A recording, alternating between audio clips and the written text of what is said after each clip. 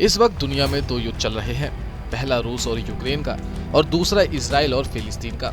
लेकिन इस वॉर का सबसे ज्यादा फायदा केवल रूस, ईरान और चीन को ही होगा। इसके पीछे की क्या है कहानी, चलिए इसे डिकोड करते हैं।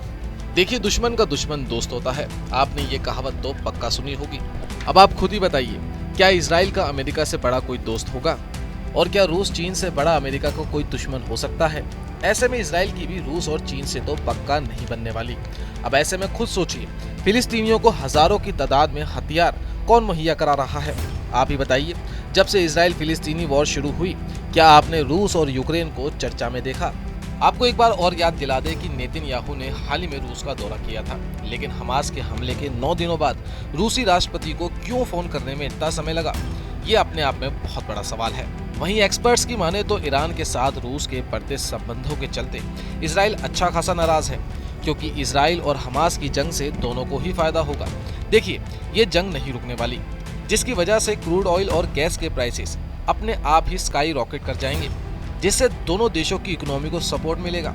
वो भी ऐसे वक्त में जब दोनों ही देश सैंक्शंस के चलते बिलियंस ऑफ डॉलर्स का नुकसान झेल रहे हैं। जब तेल महंगा बिकेगा तो पैसा भी आएगा, जिससे पुतिन कम पैसों में ज्यादा वेपन्स का प्रोडक्शन कर पाएंगे और अपनी जंग को आराम से आगे के लिए फंड भी कर पाएंगे। और अमेरिका भले ही खुद को आज भी कितना भी बड़ा सुपर पावर समझे, लेकिन यूएस इतने भी पैसे वाला नहीं कि एक साथ 2 वॉर्स को फंड कर सके। जैसे ही यूक्रेन को बिलियंस ऑफ डॉलर्स की एड रुक जाएगी, वैसे ही पुतिन यूक्रेन पर और घातक हमले शुरू कर देंगे। इसलिए रूस चाहेगा कि ये जंग चलती रहे, ताकि दुनिया का सारा फोकस रूस यूक्रेन युद्ध से हट जाए। इससे वेस्टर्न कंट्रीज को अपने रिसोर्सेज को भी यूक्रेन की बजाय इजराइल को डाइवर्ट करने होंगे। ऐसी विन विन सिचुएशन शायद ही रूस और ईरान को मिले, इसलिए वो हर मुमकिन कोशिश करेंगे हमास और फिलिस्तीनियों को यूनाइटेड नेशन की सिक्योरिटी काउंसिल में बचाने की।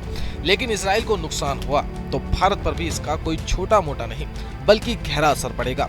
आपको एक बार फिर याद दिला दें कि अभी हाल ही में चीन के BRI को काउंटर करने के लिए G20 में IMEC यानी India middle east Europe economic corridor को बनाने का फैसला लिया गया था, जिसके लिए इजराइल सबसे इम्पोर्टेंट रोल प्ले करेगा, क्योंकि इजराइल ही वो देश होगा जो यूरोप के लिए गेटवे की तरह काम करेगा।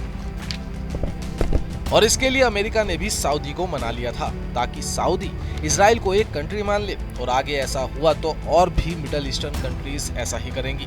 इसलिए चीन भी यही चाहेगा कि इजराइल अनंत काल तक इस जंग में बना रहे, ताकि IMEC कभी भी ना बन सके। इसलिए आने वाले समय में चीन और रूस आपको एक न्यू वर्ल्ड ऑर्डर को एस्टेब्लिश करते जरूर दिखाई देंगे। Bureau report, news India digital.